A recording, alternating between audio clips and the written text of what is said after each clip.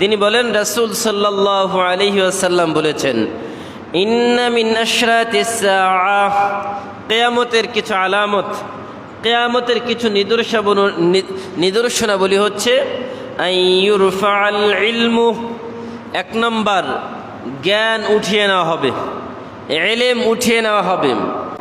এখন দেখেন, আমাদের এই পৃথিবীতে বিদ্বানের অভাব নাই। বড় থেকে বড় বিদ্বান, এক্সপার্ট তৈরি হচ্ছে। বড় বড় বিভিন্ন বিশ্ববিদ্যালয়ে পড়ে অসংখ্য অগণিত ডিগ্রিধারী, বিভিন্ন ডিগ্রিওয়ালা হচ্ছে। কিন্তু এই ডিগ্রির কথা আল্লাহ তাআলা বলেন নাই। আল্লাহর রাসূল বলেন আইয়ুরফাআল ইলমু, ইলম উঠিয়ে নেওয়া হবে। তার মানে হচ্ছে কোরআন হাদিস জাননেওয়ালা মানুষ আল্লাহ দুনিয়া থেকে উঠিয়ে নেওয়ার মাধ্যমে দুনিয়ার মধ্যে ইলম শূন্য করে দিবেন।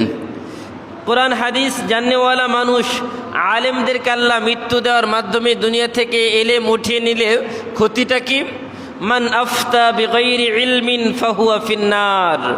আল্লাহর হাবিব বলেন, যেই সমাজের মধ্যে বিজ্ঞ আলেম না থাকবে, মুফতি না থাকবে, ওই সময় অযোগ্য, অথর্ব, অনভিজ্ঞ, মূর্খ লোকদের কাছে মানুষ গিয়ে ফতোয়া চাইবে, মাসআলা জিজ্ঞাসা করবে, কোরআন হাদিস জানতে চাইবে।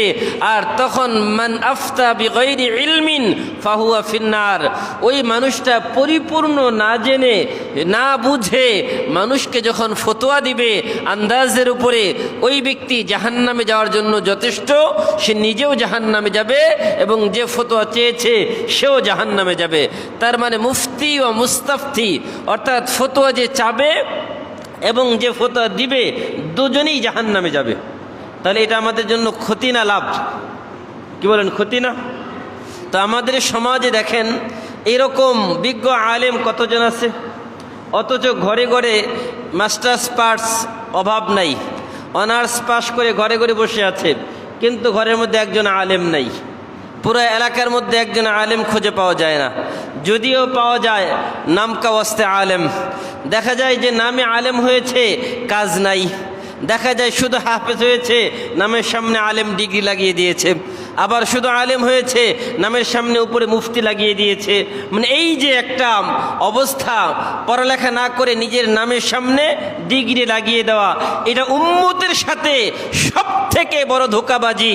যে আমি যেই বিষয়ে জানি না, আমি উম্মতের কাছে দাবি করছি আমি ওই বিষয়ে পারদর্শী, আমি ওই বিষয়ে বিজ্ঞ। আর উম্মতেরা ওই আলেমের কাছে গিয়ে ওই মাসআলা যখন জানতে চায়, তখন সে সঠিক মাসআলা না দিয়ে ভুল ফতোয়া দিয়ে সে নিজেও জাহান্নামে যায়, আর যে ফতোয়া চায় সেও জাহান্নামে যায়। সম্মানিত প্রিয় উপস্থিতি, আল্লাহ পাক রব্বুল আলামিন এই পৃথিবী সৃষ্টি করেছেন। এই পৃথিবী এক সময় ছিল না, এখন আছে। আবার একটা সময় এমন আসবে যে সময় এই পৃথিবীতে কিছুই থাকবে না এবং এই পৃথিবী নামক বস্তুটাও থাকবে না। তো আল্লাহ পাক রব্বুল আলামিনের এই যে একটা খেলা, পৃথিবীর সৃষ্টি করলেন, এখন আছে, আবার ভবিষ্যতে থাকবে না। তো পৃথিবীর শুরুও আছে, শেষও আছে। তো শেষ কখন হবে? পৃথিবীর শেষ বলতে আমরা যেটা বুঝি, এই পৃথিবীটা কখন কিভাবে ধ্বংস হবে। আর এই পৃথিবীর ধ্বংস হওয়াটাকে বলা হয় কিয়ামত। সুতরাং এই কিয়ামত কবে হবে এই প্রশ্ন সবার। কিয়ামত কবে হবে এই প্রশ্ন সবার। তো আল্লাহর রাসূল সাল্লাল্লাহু আলাইহি ওয়াসাল্লামকে সাহাবায়ে কেরাম এবং বিভিন্ন মানুষজন প্রশ্ন করতেন, ইয়াসআলুনাকা আনিস সাআতি আইয়ানা মুরসাহা। নবী, তারা আপনাকে জিজ্ঞাসা করেন, ইয়াসআলুনাকা আনিস সাআ, কিয়ামত সম্পর্কে, আইয়ানা মুরসাহা, তা কবে সংঘটিত হবে। এই কিয়ামত কবে সংঘটিত হবে, এই প্রশ্ন জিবরাইল আমিন রাসূল আকরাম সাল্লাল্লাহু আলাইহি ওয়াসাল্লামকে করেছেন। তার উত্তর আল্লাহর হাবিব বলেছেন, মাল মাসউলু আনহা বিআলাম মিনাস সাইল। যে রাসূল সাল্লাল্লাহু আলাইহি ওয়াসাল্লাম বলেছেন, প্রশ্নকারী নিজেও জানে যে প্রশ্নকারী যে উত্তর দিবে তার কাছে কোনো উত্তর নাই। অর্থাৎ জিবরাইলও জানে না কিয়ামত কবে হবে, রাসূল সাল্লাল্লাহু আলাইহি ওয়াসাল্লামও জানেন না কিয়ামত কবে হবে। তবে রাসূল সাল্লাল্লাহু আলাইহি ওয়াসাল্লাম বলেন, যে কিয়ামত কবে হবে এটা তো জানা নাই, তবে কিয়ামতের কিছু নিদর্শন, পূর্ব আলামত বলে দেওয়া যায়, যেগুলো দেখে আন্দাজ করা যায়, অনুমান করা যায় যে কিয়ামত সন্নিকটে এসেছে।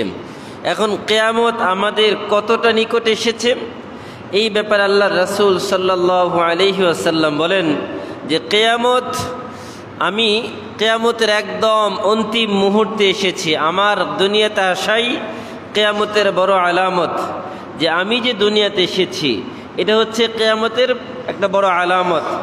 আমার আসার মাধ্যমে আল্লাহ পাক রব্বুল আলামিন কিয়ামত একদম কাছে এটা বুঝিয়ে দিয়েছেন। আল্লাহ রাসূল 2 আঙ্গুলি উঠিয়ে বলেছেন, এই 2 আঙ্গুলের মাঝে ফাঁকা যতটুকু ততটুকু বাকি আছে কিয়ামতের। তার মানে কিয়ামত অতি নিকটে, তার মধ্যে কোনো সন্দেহ নাই। এখন কতটুকু নিকটে বুঝবো কিভাবে যে কিয়ামত কবে হবে? এই ব্যাপারে আল্লাহ রাসূল সাল্লাল্লাহু আলাইহি ওয়াসাল্লামের কিছু কিয়ামতের আলামত বর্ণনা করেছেন। আমরা যে আলামতগুলো বলবো অসংখ্য অগণিত আলামত, তো এক এক হাদিসের মধ্যে এক এক রকম আলামত বর্ণিত হয়েছে। তার মধ্য থেকে কিছু আলামত আমি আপনাদের সামনে উপস্থাপন করছি। قال রাসূলুল্লাহ সাল্লাল্লাহু আলাইহি ওয়াসাল্লাম, তিনি বলেন, রাসূল সাল্লাল্লাহু আলাইহি ওয়াসাল্লাম বলেছেন, ইন্না মিন আশরাতিস সাআহ, কিয়ামতের কিছু আলামত, কিয়ামতের কিছু নিদর্শনাবলী হচ্ছে আইয়ুরফাআল ইলমু, 1 নম্বর জ্ঞান উঠিয়ে নেওয়া হবে, ইলম উঠিয়ে নেওয়া হবে। এখন কথা হচ্ছে কোন জ্ঞান? কোরআন হাদিসের জ্ঞান দুনিয়া থেকে উঠিয়ে নেওয়া হবে। কোরআন হাদিস তো দুনিয়াতে থাকবে, কিন্তু কোরআন হাদিস জাননেওয়ালা, কোরআন হাদিস বুঝনেওয়ালা, যারা কোরআন হাদিস সঠিকভাবে বুঝেন, জানেন, এই রকম আলেমদেরকে আল্লাহ তাআলা দুনিয়া থেকে উঠিয়ে নেওয়ার মাধ্যমে আল্লাহ তাআলা দুনিয়াকে ইলম শূন্য করে দিবেন। আইয়ুরফাআল ইলমা, সব থেকে বড় আলামত হচ্ছে একটা কিয়ামতের অন্যতম একটি আলামত, যে দুনিয়া থেকে ইলম উঠিয়ে নেওয়া হবে। এখন দেখেন, আমাদের এই পৃথিবীতে বিদ্বানের অভাব নাই, বড় থেকে বড় বিদ্বান, এক্সপার্ট তৈরি হচ্ছে। বড় বড় বিভিন্ন বিশ্ববিদ্যালয়ে পড়ে অসংখ্য অগণিত ডিগ্রিধারী, বিভিন্ন ডিগ্রিওয়ালা হচ্ছে, কিন্তু এই ডিগ্রির কথা আল্লাহ তাআলা বলেন নাই। আল্লাহর রাসূল বলেন আইয়ুরফাআল ইলমু, ইলম উঠিয়ে নেওয়া হবে। তার মানে হচ্ছে কোরআন হাদিস জাননেওয়ালা মানুষ আল্লাহ দুনিয়া থেকে উঠিয়ে নেওয়ার মাধ্যমে দুনিয়ার মধ্যে ইলম শূন্য করে দিবেন। কোরআন হাদিস জাননেওয়ালা মানুষ, আলেমদেরকে আল্লাহ মৃত্যু দেওয়ার মাধ্যমে দুনিয়া থেকে ইলম উঠিয়ে নিলে ক্ষতিটা কি? মান আফতা বিগাইরি ইলমিন ফাহুয়া ফিন্নার। আল্লাহর হাবিব বলেন, যেই সমাজের মধ্যে বিজ্ঞ আলেম না থাকবে, মুফতি না থাকবে, ওই সময় অযোগ্য, অথর্ব, অনভিজ্ঞ, মূর্খ লোকদের কাছে মানুষ গিয়ে ফতোয়া চাইবে, মাসআলা জিজ্ঞাসা করবে, কোরআন হাদিস জানতে চাইবে। আর তখন মান আফতা বিগাইরি ইলমিন ফাহুয়া ফিন্নার, ওই মানুষটা পরিপূর্ণ না জেনে, না বুঝে মানুষকে যখন ফতোয়া দিবে আন্দাজের উপরে, ওই ব্যক্তি জাহান্নামে যাওয়ার জন্য যথেষ্ট। সে নিজেও জাহান্নামে যাবে এবং যে ফতোয়া চেয়েছে সেও জাহান্নামে যাবে। তার মানে মুফতি ও মুস্তাফতি, অর্থাৎ ফতোয়া যে চাবে এবং যে ফতোয়া দিবে, দুজনেই জাহান্নামে যাবে। তাহলে এটা আমাদের জন্য ক্ষতি না লাভ? কি বলেন, ক্ষতি না? তো আমাদের সমাজে দেখেন এরকম বিজ্ঞ আলেম কতজন আছে, অথচ ঘরে ঘরে মাস্টার্স পাস অভাব নাই, অনার্স পাস করে ঘরে ঘরে বসে আছে, কিন্তু ঘরের মধ্যে একজন আলেম নাই। পুরো এলাকার মধ্যে একজন আলেম খুঁজে পাওয়া যায় না। যদিও পাওয়া যায়, নামকা ওয়াস্তে আলেম। দেখা যায় যে নামে আলেম হয়েছে, কাজ নাই। দেখা যায় শুধু হাফেজ হয়েছে, নামের সামনে আলেম ডিগ্রি লাগিয়ে দিয়েছে। আবার শুধু আলেম হয়েছে, নামের সামনে উপরে মুফতি লাগিয়ে দিয়েছে। মানে এই যে একটা অবস্থা, পড়ালেখা না করে নিজের নামের সামনে ডিগ্রি লাগিয়ে দেওয়া, এটা উম্মতের সাথে সব থেকে বড় ধোঁকাবাজি। যে আমি যেই বিষয়ে জানি না, আমি উম্মতের কাছে দাবি করছি আমি ওই বিষয়ে পারদর্শী, আমি ওই বিষয়ে বিজ্ঞ। আর উম্মতেরা ওই আলেমের কাছে গিয়ে ওই মাসআলা যখন জানতে চায়, তখন সে সঠিক মাসআলা না দিয়ে ভুল ভুল ফতোয়া দিয়ে সে নিজেও জাহান্নামে যায়, আর যে ফতোয়া চায় সেও জাহান্নামে যায়। এমন অবস্থা আছে না আমাদের সমাজে? এক নম্বর কিয়ামতের আলামত হচ্ছে আল্লাহ ইলম উঠিয়ে নেবেন। দুই নম্বর ওয়ায়াযহারুল জাহলা, যখন ইলম থাকবে না, জ্ঞান থাকবে না, তখন সাধারণভাবে এমনিতেই মূর্খতা প্রকাশ পাবে। মূর্খতায় পুরা পৃথিবী ভরে যাবে। আল্লাহর রাস্তে আপনাদের কষ্ট দেওয়ার জন্য বলছি না, যারা আছেন এলাকার মধ্যে, যারা আছে, কয়জন মানুষ আছে যে নিজে কোরআন শুদ্ধভাবে পড়তে পারে এবং শুদ্ধভাবে পড়ার পরে নিজে অনুবাদ করতে পারে? কয়জন আছে বলেন তো? অথচ মুসলমানের জীবনের লক্ষ্য আর উদ্দেশ্যই হওয়ার কথা ছিল যে কোরআন বুঝতে হবে, কোরআন জানতে হবে, কোরআন মানতে হবে, এর বাহিরে কোনো লক্ষ্য উদ্দেশ্য নাই। কিন্তু আমরা কোরআন পড়তেই জানি না, 29টা হরফ এটাই সহি করে বলতে পারি না। আলিফ বলতে 3টা অক্ষর লাগে, আলিফ লাম ফা, এই 3টা অক্ষরই আমরা সহি করে পড়তে পারি না, বলতে পারি না। তাহলে আমরা কোরআনের অনুবাদ কি পড়ব, তাফসির কি পড়ব, এটা নিয়ে গবেষণা কি করব, এর উপর আমল কি করব, এটা কিভাবে বাস্তবায়ন করব, কিভাবে সম্ভব? ওয়ায়াযহারুল জাহলা, সমাজের মধ্যে মূর্খতা ছড়িয়ে পড়বে। তার মানে আমরা তো এখন সমাজে দাবি করি 90% আমাদের শিক্ষার হার বেড়েছে, বলি না? 92%, গত বছরে মনে হয় আরও বেশি ছিল, 98% না 95% যেন ছিল। তার মানে শিক্ষার হার আমরা দেখি যে দিন দিন বাড়ছে, কিন্তু আল্লাহ রাসূলের হাদিস বলে ওয়ায়াযহারুল জাহলা, সমাজের মূর্খতা ছড়িয়ে যাবে, ঘরে ঘরে, রন্ধ্রে রন্ধ্রে, সব জায়গায় মূর্খতা ছড়িয়ে যাবে। কোন মূর্খতা? কোরআন হাদিস না জানার মূর্খতা। আপনি দুনিয়ার সব জ্ঞান অর্জন করলেন, অথচ কোরআন পড়তে পারেন না, তাহলে আপনাকে শিক্ষিত বলা হবে না কোরআনের ভাষায়। কারণ আল্লাহ বলছে ইকরা বিসমি রাব্বিক, তুমি তোমার রবের নামে পড়ো। জন্মের পর থেকে প্রথম কথা হওয়ার কথা ছিল আল্লাহর কোরআন পড়ার কথা, কিন্তু সেটার ব্যাপারে কোনো কথা নাই। দুনিয়ার যত ডিগ্রি আছে এটা নেওয়ার জন্য লক্ষ লক্ষ কোটি কোটি টাকা ব্যয় করে হলেও দেশে বিদেশে সব জায়গায় অর্থের ব্যয় হয়, কিন্তু আল্লাহর কোরআনের জন্য অর্থও হয় না, সময়ও হয় না, এটার জন্য সুযোগও হয় না। তাইলে কোরআনের মর্যাদা আমাদের কাছে আছে। আসলে মানুষ বলে না যে সময় হয় না, যার কাছে যেই জিনিসের গুরুত্ব যত বেশি সে ওই জিনিসের জন্য সময় বের করে নেয়। যার কাছে যেই জিনিসের গুরুত্ব যত কম তার কাছে ওই জিনিসের জন্য সময় নাই। একজন বিজনেসম্যান, তার কাছে দেখবেন ব্যবসার জন্য অঢেল সময় হাতে, কিন্তু আপনি নিজের একটা ব্যক্তিগত কাজ নিয়ে যাবেন, বলবে যে ভাই সময় নাই, ব্যস্ত আছি। কিন্তু ব্যবসায়ী পারপাসে আপনি যদি বিজনেস সংক্রান্ত কোনো আলোচনা নিয়ে যান, রাত 1টা হোক, 2টা হোক, 3টা হোক, কোনো অসুবিধা নেই, আসেন বসি আলোচনা করি। তার মানে তার কাছে জীবনের মুখ্য উদ্দেশ্য হচ্ছে ব্যবসা। একজন ইন্ডাস্ট্রির মালিক যিনি, তার কাছে আপনি ওই ব্যবসা সম্পর্কে যাবেন, রাত নাই দিন নাই, আপনার জন্য অঢেল সময় আছে, কিন্তু অন্য কোনো বিষয় নিয়ে যান, আপনার জন্য সময় হবে না। একজন শিক্ষাবিদ, তার কাছে শিক্ষা সম্পর্কে জানতে চাবেন, যে কোনো সময় আপনি তার কাছে গিয়ে সময় পাবেন। অন্য কোনো বিষয়ে যান, সময় পাবেন না। কেন? তার জীবনের মুখ্য উদ্দেশ্য হচ্ছে শিক্ষা। তার মানে আমরা এক একজন জীবনের মুখ্য উদ্দেশ্য বানিয়েছি এক একটা জিনিসকে, যার কারণে ওই জিনিসের জন্য আমাদের সময় হয়। আল্লাহর কোরআন আমাদের জীবনে মুখ্য উদ্দেশ্য নয়, আর এই জন্য আল্লাহর কোরআনের জন্য আমাদের সময়ও হয় না, ঠিক কিনা? কিন্তু আল্লাহ পাক রব্বুল আলামিন যদি আমাদেরকে জিজ্ঞাসা করেন ওয়ায়াযহারুল জাহলা, দুনিয়াতে জাহালত, মূর্খতা ছড়িয়ে গেছে। দেখেন প্রতিটা ঘরে ঘরে বইয়ের অভাব নাই, বিভিন্ন নোবেল, বিভিন্ন উপন্যাস, বিভিন্ন গল্প, বিভিন্ন স্কুল কলেজ ইউনিভার্সিটির বই ভরপুর, কিন্তু দেখা যায় একটা হাদিসের বই নেই, এটা কোরআন শরীফ অনুবাদ সহ নাই, একটা ইসলামের বই নাই। আপনি যাবেন দেখবেন কোনো বই পাওয়া যায় না, অথচ ওই ঘরে কিন্তু বইয়ের অভাব নাই।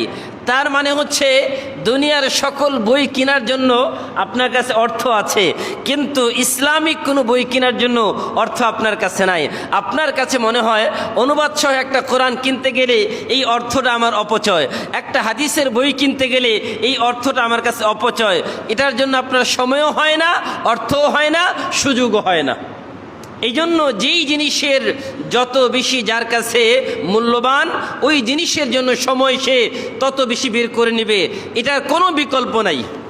এখন আমাদের কাছে কোরআনের মূল্য কতটা, এটা আমরা নিজেরা নিজেদেরকে প্রশ্ন করি। আমি কি কোরআনের জন্য সময় বের করতে পারি? যদি না পারি, তার মানে আমার কাছে কোরআনের কোনো মূল্য নাই। আর যদি কোরআনের জন্য আমি সময় বের করতে পারি, দুনিয়াবি হাজারো ব্যস্ততা আছে, ব্যবসা তো সারা জীবন করতেই হবে, উপায় নাই। আপনি চাকরি করেন, চাকরি আপনাকে সারা জীবন করতেই হবে। আপনি স্কুল কলেজ ইউনিভার্সিটিতে পড়ান, আপনাকে শিক্ষকতা করতেই হবে আজীবন, আপনার রুজি রুটির ব্যাপার। কিন্তু তথাপিও আপনাকে কোরআন শিখতে হবে, এটা পড়তে হবে, জানতে হবে, মানতে হবে। এটা হবে আমার আপনার জীবনের মূল লক্ষ্য উদ্দেশ্য। এর বাহিরে যা আছে এগুলো হচ্ছে বাঁচার জন্য উপকরণ প্রয়োজন, আর মূল লক্ষ্য উদ্দেশ্য হবে কোরআন এবং হাদিস। কিন্তু আমরা মূল লক্ষ্য উদ্দেশ্য থেকে দূরে সরে গেছি। এখন আপনাদের কাছে প্রশ্ন আসতে পারে, হুজুর জীবনের মূল লক্ষ্য উদ্দেশ্য যে কোরআন হাদিস, এটা কোথায় পেলেন? আল্লাহ পাক রব্বুল আলামিন নিজেই বলেন, ওমা খালাকাতুল জিন্না ওয়াল ইনসা ইল্লা লিয়াবুদুন। আল্লাহ পাক রব্বুল আলামিন বলেন, দুনিয়াতে যত মানুষ এবং জিন জাতি সৃষ্টি করেছি, তাদেরকে শুধুমাত্র কেবলমাত্র আমার ইবাদত, আমার দাসত্ব আর গোলামি করার জন্য বানিয়েছি। দুনিয়াতে অন্য কোনো লক্ষ্যের উদ্দেশ্য নিয়ে পাঠাই নাই।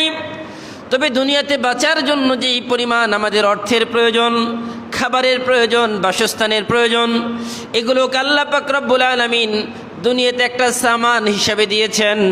এগুলোর জন্য আল্লাহ পাক রব্বুল আলামিন বলেন, ওমা মিন দাব্বাতিন ফিল আরদি ইল্লা আলাল্লাহি রিজকুহা। আল্লাহ বলেন, যারা রিজিকের জন্য পাগল, যারা চিন্তা করো যে দুনিয়াতে না খেয়ে মারা যাবে, তারা একটু ওই পাখির দিকে তাকাও। ওই পাখি সকালবেলা খালি পেটে বের হয়ে যায়, আবার সন্ধ্যার সময় সে ভরা পেটে তার বাসায় ফিরে আসে। তাকে কে খাবার দেয়? তাকে কি তোমরা খাবার দাও? তোমরা তো দাও না। ওই সমুদ্রের নীল তিমির দিকে তাকাও, যার টনে টন তার খাবার লাগে, তার খাবারের ব্যবস্থা কে করে? আর সব কিছুর ব্যবস্থা যদি আমি করি, তোমরা তো আশরাফুল মাখলুকাত, সর্বশ্রেষ্ঠ। তোমাদেরকে উদ্দেশ্য করে আমি এই পৃথিবী বানিয়েছি, তোমাদেরকে তো আমি না খাওয়ায় রাখবো না। তোমাদের এত কিসের চিন্তা? তোমরা কেন হারামের দিকে দৌড়াও? তোমরা হালালের দিকে যাও, আমি আল্লাহই তোমাদের উত্তম রিজিকের ব্যবস্থা করে দেব। সুবহানাল্লাহ। কিন্তু বড় আফসোস, আমাদের ভিতরে ওই ধৈর্য নাই, সহনশীলতা নাই। আমরা খুলিকাল ইনসানু মিন আজাল। আল্লাহ বলেন, মানুষ সব জিনিস তাড়াতাড়ি চায়। সব জিনিস কি চায়? আদম আলাইহিস সালাতু ওয়াস সালামের যখন রূহ মাত্র নাভি পর্যন্ত এসেছে, তিনি উঠে বসে গেছেন, এখনো পা পর্যন্ত যায় নাই। মাথা দিয়ে, চোখ দিয়ে, তারপরে শরীর, বডি, কমর পর্যন্ত আসছে, বাস তিনি উঠে বসে গেছেন। আল্লাহ বলে, খুলিকাল ইনসানু মিন আজাল। আদম, তুমি যেরকম সব জিনিসে তাড়াহুড়া করো, তোমার সন্তানরাও ভবিষ্যতে সব জিনিসে তাড়াহুড়া করবে। আল্লাহর হাবিব বলেন যে যেই জিনিস তাড়াতাড়ি হয় এটা শয়তানের পক্ষ থেকে হয়, আর যেই জিনিস ধীর স্থিরভাবে চিন্তা ভাবনা করে সিদ্ধান্ত নেওয়া হয়, এটা আল্লাহর পক্ষ থেকে হয়। এই জন্য তাড়াহুড়া করতে নাই কোনো বিষয়ে, স্থিরভাবে সিদ্ধান্ত নিতে হয় চিন্তা ভাবনা করে। তো কিয়ামতের একটা আলামত, সমাজে জাহালত, মূর্খতা ছড়িয়ে যাবে। আর আমরা যদি আমাদের মূর্খতার কথা বলি, তাহলে কিন্তু বাস্তব জীবনে দেখে আমরা সমাজের মধ্যে মূর্খতা নাই, সবাই লিখতে পারে। এখন কেউ টিপ দেনেওয়ালা খুব লোক কম, সবাই শিক্ষিত, অশিক্ষিত না। কিন্তু তার মানে এই যে জাহালত, মূর্খতা, কোন মূর্খতা? তার মানে হচ্ছে কোরআন হাদিস না জানার মূর্খতা। এই মূর্খতা আছে না নাই? মনে হয় নাই, আছে নাকি? কত পার্সেন্ট হবে 100-র মধ্যে? 90%। তার মানে সমাজে ধরা যায় 90% মানুষ মূর্খ। আর বাস্তব দিকে আমরা যদি তাকাই 90%-এর উপরে মানুষ আমরা দেখি শিক্ষিত। তার মানে জাগতিক শিক্ষায় সবাই বিদ্বান, সবাই এক্সপার্ট, কিন্তু আল্লাহর কোরআনের ভাষায়, রাসূলের হাদিসের ভাষায় আমরা মূর্খ। তার মানে আমাদের জীবনের উদ্দেশ্য আল্লাহ জানেন। আল্লাহ আমাদের জীবনের উদ্দেশ্য বানিয়েছেন আল্লাহর ইবাদত, আল্লাহর দাসত্ব আর আল্লাহর গোলামি। আর আল্লাহর দাসত্ব আর গোলামি হবে কোরআনের মাধ্যমে, কোরআন জানার মাধ্যমে, কোরআন মানার মাধ্যমে। এখন যদি আমি কোরআন না পড়তে পারি আর না অর্থ বলতে পারি, না বুঝতে পারি, তাহলে বলেন এই কোরআনের উপরে আমার দ্বারা কি আমল করা সহজ হবে? কখনোই না। এই জন্য কোরআন আমাকে আর শুনে শুনে কতদিন এক হুজুরের কথা বলছে, আরেক হুজুরের কথা বলছে, কি দরকার ভাই? আপনি ইংরেজি বলতে পারেন অনর্গল, আপনি সব ভাষা পারেন, কিন্তু আরবিটা কেন পারবেন না? এটাও তো একটা ভাষা, আল্লাহর কোরআন। আল্লাহ রাসূল সাল্লাল্লাহু আলাইহি সাল্লাম বলেন, তোমরা আরবিকে ভালোবাসো 3 কারণে। বলেন কয় কারণে? উহিব্বুল আরব লিসালাস, তোমরা আরবিকে ভালোবাসবে 3 কারণে। 1 নম্বর, লিসানুল জান্নাতি আরবিয়ুন, জান্নাতের ভাষা হবে আরবি। বলেন জান্নাতের ভাষা কি? লিসানুল কুরআনি আরবিয়ুন, কোরআনের ভাষা আরবি। লিসান মুহাম্মাদিন সাল্লাল্লাহু আলাইহি সাল্লাম আরবিয়ুন, আমাদের রসুলের ভাষা কি? এই জন্য আল্লাহ রাসূল বলেন, যেহেতু এই 3টা কারণ আছে, জান্নাতের ভাষা হবে আরবি, তোমাদের কোরআনের ভাষা আরবি, তোমাদের নবী মুহাম্মদুর রাসূলুল্লাহ সাল্লাল্লাহু আলাইহি ওয়াসাল্লামের ভাষাও আরবি। সুতরাং তোমরা এই 3 কারণে আরবিকে ভালোবাসো। আর যে যেই জিনিসকে ভালোবাসে, সে যদি মন থেকে ভালোবাসে, সে যে কোনো মূল্যে ওই জিনিস অর্জন করবেই করবে। আর যদি মন থেকে ভালো না বাসে, দেখেন না, ছেলে পেলে একটা মেয়েকে ভালোবাসে, ওই মেয়ের জন্য কত ছেলে আত্মহত্যা করে, কত মেয়ে ছেলের জন্য আত্মহত্যা করে, অথচ বাবা মা তাকে আজীবন লালন পালন করছে, বাবা মা তার পিছনে অর্থ ব্যয় করছে, তার ভবিষ্যৎ কেরিয়ার করার জন্য কত কিছুই না করছে। কিন্তু একটা মেয়ের সাথে 1 বছর 2 বছরের সম্পর্ক, বাস বাকি 20 বছরের যে বাবা মায়ের ত্যাগ তিতিক্ষা, ওই সন্তানের পিছনে সব ভুলে গেল ওই 2 দিনের একটা মেয়ের কথা শুনে। এখন ওই মেয়েকে না পেলে ছেলে আত্মহত্যা করবে, এইরকম ঘটনা আছে না নাই? তার মানে কি নাজায়েজ সম্পর্কের কারণে যদি একজন মানুষ আত্মহত্যা করতে পারে? আমি দৃষ্টান্ত কেন দিচ্ছি? আল্লাহর কোরআন যদি আমরা ভালোবাসতে চাই, জান্নাতে যদি যেতে চাই, আমরা যদি রাসূলকে ভালোবাসি দাবি করি, আমাদেরকে আরবি ভালোবাসতেই হবে। আর যদি আরবিকে ভালোবাসি, তাহলে আরবি শিখতে কোনো অসুবিধা আছে? যে যেই জিনিসকে যত ভালোবাসে, ওই জিনিসের পিছে অর্থ ব্যয় করতে অসুবিধা হয় না। যে যেই জিনিসকে যত বেশি ভালোবাসে, ওই জিনিসের জন্য সময় বের করতে অসুবিধা হয় না। যে যেই জিনিসকে যত বেশি ভালোবাসে, ওই জিনিসের জন্য শ্রম দিতে কোনো অসুবিধা হয় না। তার শ্রম, তার মেধা, অর্থ, এগুলোই বলে দেয় যে ওই জিনিসের প্রতি তার কতটা ভালোবাসা, কতটা নিখুঁত তার ওই জিনিসের প্রতি আত্মনিবেদন। এই জন্য আমাদের কাজই বলে দিবে আমরা রাসূলকে কতটুকু ভালোবাসি। ওয়াজহারুল জাহলা, সমাজে মূর্খতা ছড়িয়ে যাবে। ওয়াফশু জিনা, সমাজে জিনা ব্যভিচার বেড়ে যাবে।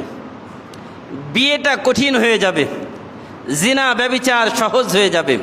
বড় আফসোসের সাথে বলতে হয়, আমাদের দেশে এমনও আইন আছে যে আইনকে বলা হয় বাল্যবিবাহ।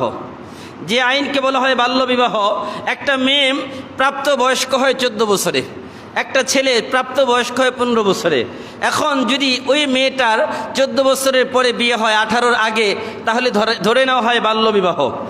ওই মেয়েটার যদি বিয়ে হয়, যেই কাজী বিয়ে পড়ান সে অপরাধী হয়ে যায়, যেই হুজুর তার বিয়ে পড়ান ওই হুজুর অপরাধী হয়ে যায়, যেই বাবা মা তাকে বিয়ে দিল তার মেয়েটাকে 18-র আগে, ওই বাবা মা অপরাধী হয়ে যায়। আর এই মেয়েটাই যদি কোনো পতিতালয়ে গিয়ে পতিতাবৃত্তি করে, অপরাধী হয় না। এই মেয়েটাই যদি কোথাও গিয়ে কোথাও জিনা ব্যভিচারে লিপ্ত হয়, তখন কোনো অপরাধ হয় না। এই মেয়েটাই যদি কোনো প্রেমের মধ্যে আসক্ত হয়ে প্রেমে মজে যায়, তখন বলা হয় না বাল্য প্রেম নিষিদ্ধ, এটা বলা হয় না, কিন্তু বলা হয় বাল্য বিবাহ নিষিদ্ধ। তার মানে এটা সুকৌশলে ইসলামের বিরুদ্ধে একটা আঘাত করা হচ্ছে, যাতে করে বিয়েটাকে কঠিন করে ফেলা হয় আর জিনা ব্যভিচারের রাস্তাটাকে সহজ করে দেওয়া হয়। এটা বুঝতে হবে এটা কোনো মুসলমানের আইন হতে পারে না, পারে নাকি? এটা জিনা ব্যভিচারের রাস্তাকে উন্মুক্ত করে দেওয়া হচ্ছে, আর বিয়েটাকে কঠিন করে ফেলা হচ্ছে। আরও কিভাবে কঠিন করা হচ্ছে? আল্লাহ রাসূল সাল্লাল্লাহু আলাইহি ওয়াসাল্লাম তার জীবনে যতগুলো বিয়ে আছে সব থেকে বেশি যেই মহারণা ধার্য করেছিলেন সেটা হচ্ছে 400 মোহরের মতো। তো আল্লাহ রাসূল সাল্লাল্লাহু আলাইহি সাল্লাম সব থেকে বড় অলিমা যেটা করেছিলেন একটা বকরি দিয়ে। আল্লাহ রাসূল সাল্লাল্লাহু আলাইহি সাল্লাম এই যে একটা বকরি দিয়ে অলিমা শেষ করে দিলেন। কিন্তু আমাদের সমাজে কি হয়? আমাদের সমাজে দেখা যায় বিয়ের সময় ছেলের বরযাত্রী যেতে হবে 100 জন, বলা হয় 100, যাওয়া হয় 150। বিয়ে বাড়িতে গিয়ে একটা হুলস্থুল কাণ্ড, মেয়ের পক্ষ আয়োজন করে 100 মানুষের, 150 মানুষের, দেখা যায় বরযাত্রী গিয়েছে 200 মানুষ। কেন ভাই এতগুলো মানুষ যেতে হবে? কারণ এটা তো তার জন্য এতগুলো মানুষ যাওয়া উচিত না, একদমই উচিত না। ইসলাম এটাকে অ্যালাউ করে না। আপনি যাবেন যতটুকু না গেলেই না। এই জন্য হাদিসের মধ্যে আসছে আলিনুন নিকাহ, তোমরা বিবাহের ব্যাপারে আলান করে দাও, মসজিদে বিবাহ পড়াও। এটা হচ্ছে সুন্নত। মসজিদে সবাই থাকবে, বিবাহ হয়ে যাবে, বাস খেজুর ছিটিয়ে দাও, সুন্নত পালন হয়ে গেল। এখন অলিমা পালন করবে ছেলে, বলেন অলিমা পালন করবে কে? ছেলে। ছেলে তার সামর্থ্য অনুযায়ী অলিমা পালন করবে। কিন্তু বড় আফসোস, মনে কষ্ট নেবেন না কেউ, এটা আমাদের সমাজের একটা ব্যাধি, এই রোগ, এই ক্যান্সারের মতো ছড়িয়ে গেছে প্রতিটা ঘরে ঘরে, যার কারণে আমাকে বলতে হচ্ছে আজকে। এই অলিমার নামে আমরা কি করি? হোটেলের ভাতের হোটেল খুলে বসি, অলিমার নামে হোটেল খুলে বসি। কেন? অলিমার নামে টেবিল চেয়ার খাতা কলম নিয়ে বসছি, বাস একজন যাচ্ছে খাচ্ছে টাকা দিয়ে আসতেছে। কি দরকার এখানে খাওয়ার? হোটেলে গিয়ে খান, তাও ভালো। কেন? অলিমা যদি হয় তাহলে খেয়ে টাকা দেওয়া যাবে না। আপনার 5 জন খাওয়ানোর সামর্থ্য আছে, 5 জনকে খাওয়ান, 500 জন খাওয়ানোর কোনো দরকার নাই। বড় আফসোসের সাথে বলতে হয়, বাজার করে সব বাকিতে বাজার করে সবাইকে খাওয়ানোর উপরে টাকা উঠিয়ে তারপরে বাজারে ঋণ শোধ করে। ভুল বলতেছি নাকি? এই যে একটা অবস্থা, এটা ক্যান্সারের মতো ছড়িয়ে গেছে। এটা ইসলাম এলাও করে না, ইসলাম এলাও করে না। আমাদের সমাজে এই যে প্রতিটা ঘরে ঘরে অলিমা খাওয়ানোর মাধ্যমে টাকা নেওয়া হয়, এটা তো ইসলাম এলাও করে না, ইসলাম এটাকে জায়েজ বলে না। অথচ এই নাজায়েজ কাজটাই প্রতিটা ঘরে ঘরে ছড়িয়ে গেছে। এটা বন্ধ করতে হবে না? আপনার 10 জন খাওয়ানোর সামর্থ্য আছে, আপনি বিনা স্বার্থে 10 জন খাওয়ান, কোনো অসুবিধা নাই। আপনার 100 জন খাওয়াতে হবে না। ইসলাম এটা বলে না যে 100 জনকে খাওয়াতে হবে। তোমার 500 জনের সাথে পরিচয়, 500 জনকে দাওয়াত না দিলে কেমন হয়ে যায়, কিন্তু তোমার তো সামর্থ্য নাই, ঋণ করে অলিমা করে, টাকা নিয়ে অলিমার টাকার শোধ করে। এটা তো ইসলাম জায়েজই বলে না, এটা তো অলিমাই হয় না। তো এই জন্য আমি বলি যে ভাই, ওই হোটেলে গিয়ে খাওয়ার দরকার নাই। যদি খেতেই হয় বাজারে যে হোটেল আছে ওই হোটেলে গিয়ে খান, তাই ভালো, অন্তত গুনাহ হবে না, আপনি গুনাহ থেকে বেঁচে যাবেন। অলিমার নামে যেটা করা হয় সমাজে, এটা অলিমা হয় না। অলিমা হচ্ছে নিঃস্বার্থভাবে যাদেরকে দাওয়াত দিবেন তারা যাবে, খেয়ে চলে আসবে, দোয়া দিয়ে আসবে, এটা হচ্ছে অলিমা। কিন্তু যদি কেউ খুশি হয়ে, কোনো ব্যবস্থা নাই, চেয়ার টেবিল নাই, কিচ্ছু নাই, আরও সমস্যা, খাতা কলম নিয়ে হিসাব করে শেষে দেখা হয় যে কত দিয়েছে, আচ্ছা অমুকের বাড়িতে তো বিয়ে আছে, আমার কাছে 2000 দিয়ে গেছে, বাস আমি সর্বোচ্চ 2500 দিব, এর বেশি দিব না। তার কাছ থেকে তো আমার আরও বেশি কিছু আশা ছিল। মানে চিন্তা করেন টেন্ডেন্সিটা কেমন। এটা তো ইসলাম বলে না। এই জন্য আপনাদের কাছে বিনীত অনুরোধ করে বলি, চিন্তা আস্তে আস্তে মাথা পাল্টান। এটা ইসলাম বিরোধী কাজ, ইসলাম বিরোধী কাজের মধ্যে শান্তি নাই। আপনি যতটুকু সামর্থ্য ততটুকু করেন। এই জন্য আল্লাহ রাসূল বলছেন, কিয়ামতের আগে জিনা ব্যভিচারটাকে সহজ করে দেওয়া হবে, আর বিবাহের রাস্তা কঠিন করে দেওয়া হবে। বিবাহের রাস্তা কঠিন কেমন করে হলো? দেখেন, একটা সময় ছিল এমন যে মেয়ের মোহর যা ধার্য করা দরকার তাই করা হতো, বাস অল্প ধার্য করে বিয়ে হয়ে যেত। কিন্তু এখন কি করে? কয় 5 লাখ। এটা কম? এটা কোনো কম নাকি? 10 লাখ, 20 লাখ। কয় যে 10 লাখের নিচে মোহর হয় না। কয় কেন? কয় হুজুর এটা সিকিউরিটি, দোকান কিনে নেয়, দোকান ভাড়া নেয়, সিকিউরিটি দেওয়া লাগে। এখন মেয়ে বিয়ে করতে গেলে ওনাকে সিকিউরিটি লাগে। আশ্চর্য ব্যাপার। আরে কি বিয়ে করতে গেছে, এখানে আবার কিসের সিকিউরিটি? হুজুর ছেড়েও তো দিতে পারে, ছেড়ে দিলে কি হবে, তখন তার এই টাকাটা তার জীবনে কাজে লাগবে, সুতরাং এটা দিতে হবে না, যদি প্রয়োজন হয় তখন দিবে। এটা তোমার কথা, কিন্তু ইসলাম কি বলে? ইসলাম বলে যদি তুমি বলো 10 লাখ দিতে হবে, না দিলে আল্লাহর আদালতে কাঠগড়ায় দাঁড়াতে হবে। কি হবে? এখন আরও সমস্যা, এটা একটা ভুল, সমাজের মধ্যে কিছু ভুল যেগুলো আছে এগুলো বলতে হয় আমাদেরকে। এই যে আমাদের সমাজে যখন মহারণা মানে ঠিক করা হয়, তখন কি বলা হয়, যে তিন মুরব্বীকে দায়িত্ব দেওয়া হয়, যে আপনি এক কথা বলেন, আপনি এক কথা বলেন, আপনি আরেক কথা বলেন, বলা হয় কি না? 3 কথা বললে শেষ। 3 কথা এখানে কিচ্ছু নাই, ইসলাম এটাকে অ্যালাউ করে না। মহারণা ধার্য হবে ছেলের উপার্জনের উপরে, ছেলের কেমন উপার্জন আছে, ছেলে কয় টাকা দিতে পারবে মহারণা হিসাবে। ছেলেকে জিজ্ঞাসা করা হবে যে বাবা তুমি কত দিতে পারবে, ওই টাকা ছেলে বলবে, আর মেয়েকে বলা হবে ছেলে এত টাকা দিতে চেয়েছে, তুমি তাতে রাজি কিনা। যদি মেয়ে বলে হ্যাঁ আমি রাজি, বাস, আর কারো কোনো কথা বলার অধিকার নাই। আপনি মুরব্বী হিসাবে দায়িত্ব নিতে পারেন, ছেলের সাথে পরামর্শ করেন যে ভাই কত দেওয়া যায়, আপনি নানা, আপনি দাদা, আপনি নাতিকে বলেন, আপনি দুলা ভাই, আপনি আপনার শ্যালককে বলেন যে কত করা যায়, পরামর্শ দিতে পারেন, কিন্তু সিদ্ধান্ত নিতে পারেন না। সিদ্ধান্ত নিবে কে? যে বর, যে ছেলে, সে সিদ্ধান্ত নিবে কত টাকা মোহর হবে, আর এটা গ্রহণ করবে কে? মেয়ে। সুতরাং ওই মেয়ে সিদ্ধান্ত নিবে ওই মহরণায় সে বিবাহ বুঝবে কিনা। আমরা সিদ্ধান্ত নিয়ে নেই, ছেলেকেও জিজ্ঞাসা করার প্রয়োজন মনে করি না, মেয়েকেও জিজ্ঞাসা করার প্রয়োজন মনে করি না। ইজাব কবুলের সময় জাস্ট শুধু ফর্মালিটি মেনটেন করার জন্য বলার দরকার, তাই বলা হয়, এর বাহিরে কিচ্ছু না। কিন্তু এখন যারা এই যে নিজেরা নির্ধারণ করে দিলেন, তাদের উদ্দেশ্যে বলছি, আপনি যে নির্ধারণ করে দিলেন, ওই ছেলে তো তার মন থেকে রাজি ছিল না এত টাকা ধার্য করতে, এখন যদি সে দিতে না পারে, কিয়ামতের ময়দানে আপনিও তার সাথে আল্লাহর আদালতে কাঠগড়ায় দাঁড়াবেন যে কেন আপনি এতগুলো টাকা মোহর ধার্য করলেন, তার উপরে ঋণের বোঝা চাপিয়ে দিলেন, সে তো তাতে রাজি ছিল না। এই জন্য জেনে বুঝে নিজের ঘাড়ে ঋণ নেবেন যদি ঋণ দিতে পারেন। এই জন্য যত বেশি মোহর কম করা যায়, বিয়েটা তত সহজ হয়ে যায়। সব থেকে বরকতময় বিবাহ কোনটা? আল্লাহ রাসূল বলেন সব থেকে বরকতময় বিবাহ হচ্ছে ওই বিবাহ আইসারাহু মাউনাতুন, যেই বিবাহের মধ্যে যত খরচ কম।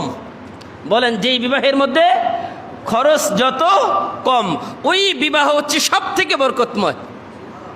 আমাদের সমাজে তার উল্টা, যে বলা হয় কতগুলো গাড়ি গিয়েছে রে, কতগুলো বরযাত্রী, কি পরিমাণ হাইলাইট করা হলো। এই যে একটা অবস্থা, মানে সব ইসলাম বিরোধী কালচার আমাদের ভিতরে ঢুকে গেছে। আমরা সব ইসলাম বিরোধী কালচারগুলো নিজেদের মধ্যে ধারণ করছি, আর বিবাহটাকে কঠিন করে ফেলছি, আর জিনা বেবিচারের রাস্তা সহজ করে দেওয়া হচ্ছে। এই জন্য মনে রাখবেন, আল্লাহ রাসূল বলেছেন এটা কিয়ামতের একটা আলামত। একটা ছেলে 22 বছর, বিবাহের বয়স কত ছেলেদের? এই যে একটা রাষ্ট্র, একটা সরকার একটা নিয়ম করে দিল, এখন এর আগে যদি তার বিবাহের প্রয়োজন, তখন কি করবে? তখন তাকে বলা হয় বাল্য বিবাহ। এটা ঠিক না। আপনাকে নিয়ম করতে হবে, জেনে বুঝে একটা ছেলের কখন প্রয়োজন হতে পারে, এটা জেনে বুঝে আইন করা দরকার। তাহলে আমাদের আর এর বিরুদ্ধে কথা বলতে হয় না, তখন আমাদেরকেও বলা হবে না যে রাষ্ট্রদ্রোহী কথাবার্তা বলছেন। কারণ আমরা তো কোরআন হাদিসের কথা বলতে গেলে তখন এগুলো আমাদের বিরুদ্ধে চলে যায়। আমরা তো এগুলো বলতে চাই না, কিন্তু আমাদের কোরআন হাদিস বলার স্বার্থে বলতে হয়।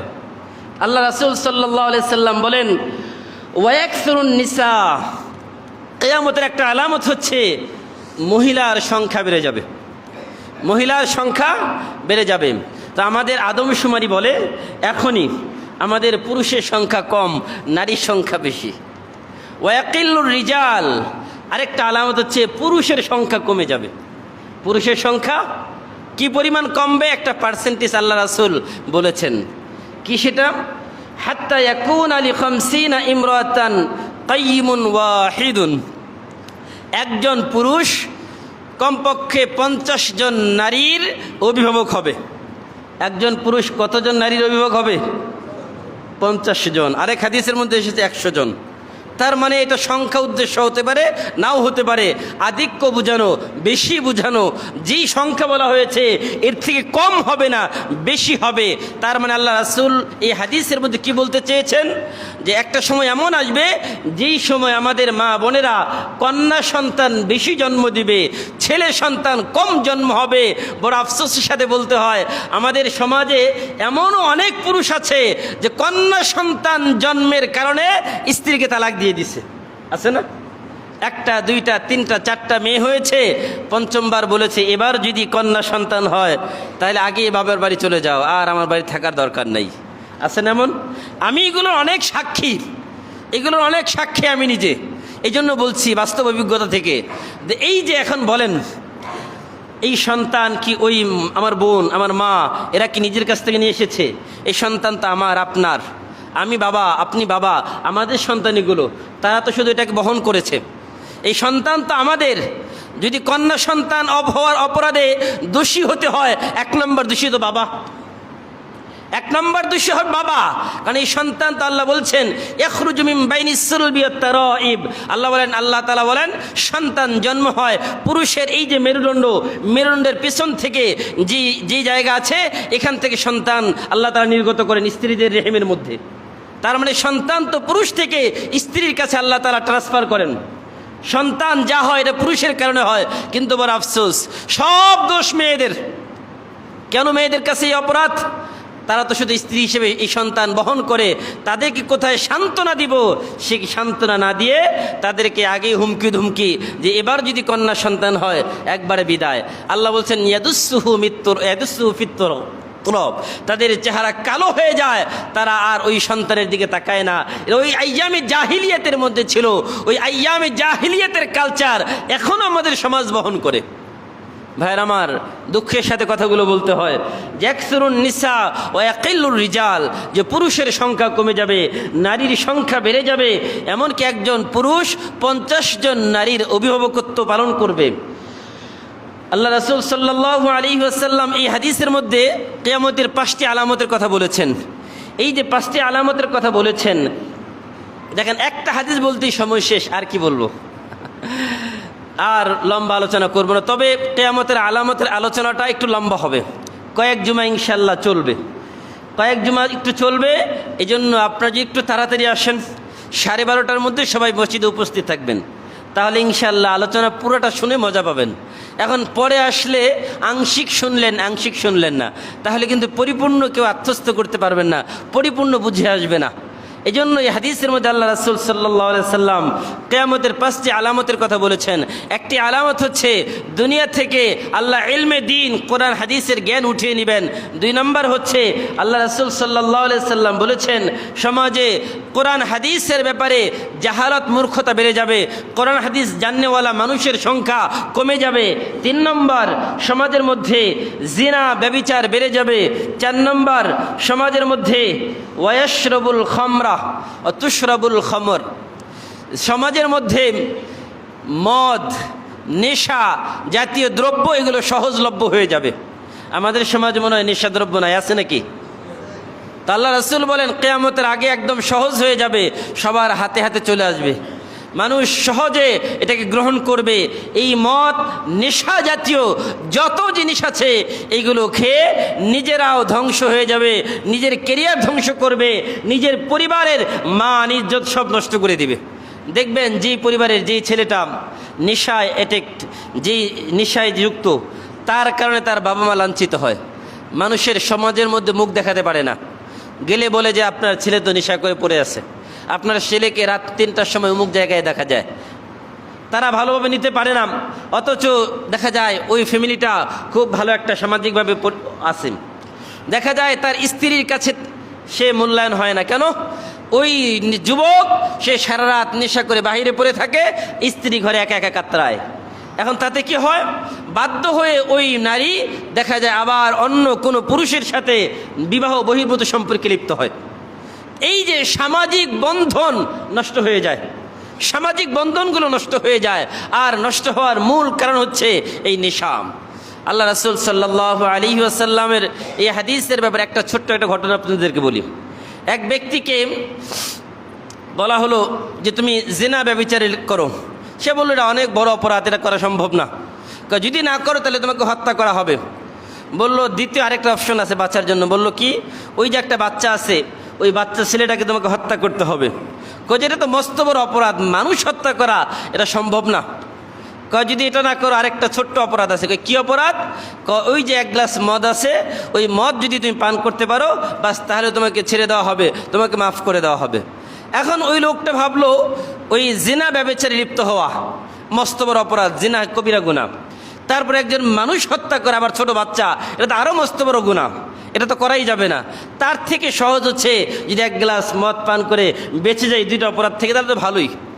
তখন ওই লোক এটাকে সহজ মনে করে ওই নেশা পান করলো। পান করার পরে ওই বাচ্চাকে হত্যা করে ফেললো, আবার ওই মহিলার সাথে জিনা ব্যভিচারেও লিপ্ত হলো। তার অপরাধ ছিল আগে একটা, যে কোনো একটা হতো, আর এই নেশা করার কারণে তিনটা অপরাধ তার দ্বারা সংগঠিত হয়ে গেল। এটা কারণ কি ছিল? নেশা, উন্মাদনা, পাগল, মাতাল, এটা ছিল তার কারণ। এই জন্য আমাদের সমাজে যে নেশা কাকে বলে এটা অনেকে বুঝে না। অনেকেই বিভিন্ন ছোট ছোট জিনিসকেও নেশা বলে ফেলে। এই জন্য নেশা হারাম, নেশা হারাম।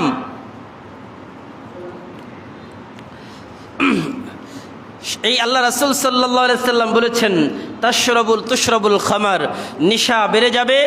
আর এই যে সমাজের মধ্যে আমরা যদি দেখি এখন সবার ছোট ছোট বাচ্চাদের হাতেও নেশা, বিভিন্ন ট্যাবলেট, বিভিন্ন ফেন্সিডিল, ইয়াবা, গাঁজা, মদ, বিভিন্ন আফিম সহ নানান জাতীয় জিনিস তাদের হাতে চলে এসেছে। অথচ এটার পেছনে অনেক অর্থ যায়, আর অর্থের যোগান দিতে না পেরে দেখা যায় বিভিন্ন অপরাধের সাথে জড়িত হয়ে যায়। বাবার পকেট থেকে আজকে টাকা চুরি করে, কালকে আবার বাহিরের থেকে চুরি করে, পরশু দিন আবার ডাকাতি করে, মানুষকে রাস্তায় ঠেকিয়ে অর্থ আত্মসাৎ করে, নানান অপরাধে জড়িত হয়। কেন? ওই নেশার অর্থ যোগানের জন্য। আল্লাহ রাসূল বলেন ওয়াকসুরুন নিসা, মহিলার সংখ্যা বেড়ে যাবে এবং পুরুষের সংখ্যা কমে যাবে। আর যখন এই অবস্থা হবে তখন আল্লাহ রাসূল সাল্লাল্লাহু আলাইহি সাল্লাম বলেন তখন কিয়ামত অতি কাছে, এটা তোমরা ধরে নিবে। আল্লাহ রাসূল সাল্লাল্লাহু আলাইহি ওয়াসাল্লাম বলেন কিয়ামত হবে না কখন? قال رسول الله صلى الله عليه وسلم لا تقوم الساعة حتى لا يقال في الأرض الله الله। আল্লাহ রাসূল বলেন দুনিয়াতে ততক্ষণ পর্যন্ত কিয়ামত সংগঠিত হবে না যতক্ষণ পর্যন্ত পৃথিবীতে আল্লাহ আল্লাহ বলনেওয়ালা একজন মানুষ অবশিষ্ট থাকবে, ততক্ষণ পর্যন্ত আল্লাহ এই পৃথিবীকে ধ্বংস করবে না। বলি সুবহানাল্লাহ। তার মানে আমাদের এই পৃথিবী এখনও আল্লাহ আল্লাহ বলনেওয়ালা লোক আছে না নাই? এই জন্য জিকির অধিক পরিমাণে করা চাই। জিকির করলে অন্তর জিন্দা থাকে, দিল জিন্দা থাকে। আর জিকির না করলে অন্তর মরে যায়, অন্তর মুর্দা হয়ে যায়। আর মুর্দা অন্তর নিয়ে দেখবেন নামাজ ভালো লাগবে না, রোজা ভালো লাগবে না, কোরআন হাদিসের আলোচনা ভালো লাগবে না। আর যদি দিলটা জীবিত হয় তাহলে এই দিলে কোরআন শুনতে ভালো লাগে, কোরআনের আলোচনা শুনতে ভালো লাগে, নামাজ পড়তে ভালো লাগে, নামাজের তেলাওয়াত শুনতে ভালো লাগে।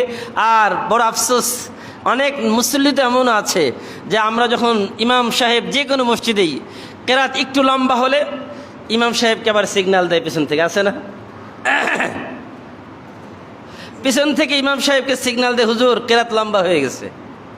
আবার যদি কেরাত ছোট হয় হুজুরের মনে আজকে কোনো দাওয়াত টাওয়াত আছে নাকি, হুজুর এত খাটো করলো কেন? আবার যদি হুজুর একটু রুকু সিজদায় একটু তাড়াতাড়ি করে হুজুরের মনে হয় কোনো ব্যস্ততা আছে। কিন্তু আসলে এটা আপনাদের বোঝা দরকার। এটা একটা মাসআলা আপনাদেরকে বলি এই বিষয়ে, যে যখন মুসল্লি বেশি হয় তখন আমরা মাসআলা হচ্ছে মানে নামাজটাকে একটু দ্রুত শেষ করে দেওয়া। কেন? কারণ ওই সময় অনেক ছোট বাচ্চা থাকে, অনেক বয়স্ক লোক থাকে, অনেক দেখা যায় অসুস্থ ব্যক্তি থাকে, মাযুর থাকে, যার কারণে দেখা যায় আমরা তাসবিহগুলো 7 বারের জায়গায় 5 বার পড়ি। দেখা যায় যে তাসবিহগুলো দেখা যায় 5 বারের জায়গায় 3 বার বলি, যেখানে পড়লেই হয়ে যায়। এখন অনেকেই আবার নিজের অবস্থান চিন্তা করে, আচ্ছা প্রতিদিন তো 7 বার পড়ি, আজকে 3 বার হলো, আর হুজুর যদি 3 বার পরে আমাদের 2 বার হয়, 1 বার হয়। এখন তাহলে চিন্তা করে তার মানে হুজুর মনে পড়েই নাই। তারপর দেখা যায় তাশাহুদ, হুজুর তো হুজুরের নিয়মে পড়তেছে। এখন দেখা যায় আপনাদের পড়া আর আমাদের পড়া একটু কম বেশি হয়, এখন একটু কম বেশি হলে দেখা যায় মনে হয় হুজুর মনে হয় আজকে একটা বাদ দিয়ে দিছে, মনে হয় হুজুর মনে দোয়া মাসুরা পড়ে নাই, অথবা তাশাহুদ পড়ে বা সালাম ফিরিয়ে দিছে। এই যে একটা অবস্থা, এটা আসলে আলোচনা করা উচিত না। কেন? দেখেন, মনে রাখবেন, তাশাহুদ পড়া ওয়াজিব। বলেন, তাশাহুদ পড়া কি? দুরূদ শরীফ পড়া সুন্নত। দুরূদ শরীফ পড়া কি? তার মানে কি তাশাহুদ পড়া ওয়াজিব ছিল, এটা না পড়লে নামাজ নষ্ট হয়ে যেত। দুরূদ শরীফ পড়া সুন্নত, এটা হচ্ছে নামাজের পরিপূরক। এটা যদি নাও পড়ে নামাজ হবে কি না? নামাজ হয়ে যাবে। বলে নামাজ হবে কি না? নামাজ হয়ে যাবে, কিন্তু ত্রুটিযুক্ত। দোয়াই মাসুরা মুস্তাহাব, এটা না পড়লেও অসুবিধা নাই, পড়লে সওয়াব আছে। এখন বলেন, আপনার দোয়াই মাসুরা হয় নাই, এই জন্য আপনি বলতেছেন হুজুর মনে হয় আজকে দোয়াই মাসুরা পড়ে নাই। এটা কি বলা ঠিক হবে? এটা বলা ঠিক হবে না। কেন? আপনাকে মাসআলা বুঝতে হবে, মুক্তাজায় হাল, অবস্থার চাহিদা কি এটা বুঝতে হবে। ইমাম তো শুধু নামাজ পড়ায় না, ইমাম সব দিকে তাকায়, ইমাম সব দিকে বিবেচনা করে নামাজ পড়ায়। আর দেখবেন, আমি অনেক সময় এশার নামাজ যখন পড়াই, প্রথম রাকাতে একটু লম্বা কেরাত পড়ি। কেন? এটার কারণ হচ্ছে আমাদের মুসল্লিরা ম্যাক্সিমাম দেখা যায় আসে, আমাদের ওযুখানার জায়গা সংকুলান হয় না। ওযুর জায়গা সংকুলন না হওয়াতে অনেক মুসল্লি দাঁড়িয়ে থাকে, একজনের পরে একজন, একজনের পরে একজন, দেখা যায় 2-3 জনের সিরিয়ালের পরে একজন ওযুর জায়গা পায়, হয় না এমন?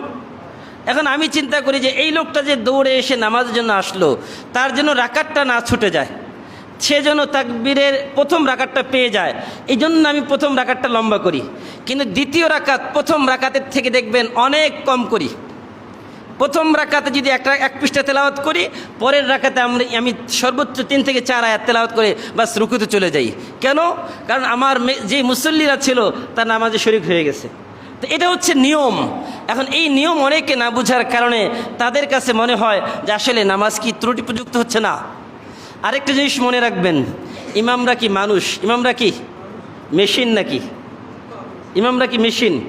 যেটা একটা ফিট করে দিয়েছেন, একটা 1 মিনিটের জায়গায় 1.5 মিনিট হতে পারবে না, 1.5 মিনিটের জায়গায় 1 মিনিট হতে পারবে না, বা 1 সেকেন্ড 2 সেকেন্ড কম হতে পারবে না, এমন নাকি? আরে ভাই, তারাও তো মানুষ, রক্তে মাংসের মানুষ। এখন তাদের নামাজে একটু আগে পিছে হলেও যদি সমালোচনা করেন, তাহলে যাবে কোথায়? তাহলে তো ওই জাতির জন্য ফেরেশতা দিয়ে নামাজ পড়াইতে হবে, যাদের কোনো কাজ নাই। আল্লাহ রাসূল সাল্লাল্লাহু আলাইহি ওয়াসাল্লাম ফজরের নামাজ পড়িয়েছেন সূরা ফালাক আর নাস দ্বারা। বলেন কোন সূরা? পারেন না আপনারা? আমরা যদি ফজরের নামাজ সূরা ফালাক আর নাস দ্বারা পড়াই, বলবো হুজুর মনে হয় খুব ঘুমে কাতর, হুজুর মনে হয় ঘুমে কাতর, ঘুম হয় নাই, এই জন্য সূরা ফালাক আর নাস দ্বারা নামাজ পড়িয়েছে। বিষয়টা কি এমন? বিষয়টা এমন না। অনেক সময় ছোট সূরা দিয়ে পড়তে হয়, অনেক সময় বড় সূরা দিয়ে পড়তে হয়। ছোট সূরা কেন পড়া হয়? এটা বোঝানোর জন্য যে এটা পড়া জায়েজ। সুন্নত কেরাত এটা লম্বা, কিন্তু ছোট সূরাও পড়া জায়েজ, না জায়েজ না। এই জন্য না জেনে না বুঝে কোনো বিষয়ে কথা না বলা উচিত। আল্লাহ তাআলা আমাদের সকলকেই সহি বুঝ দান করুক। বলেন আমিন। ওয়া আখিরু দাওয়ানা আনিল হামদুলিল্লাহি রাব্বিল আলামিন।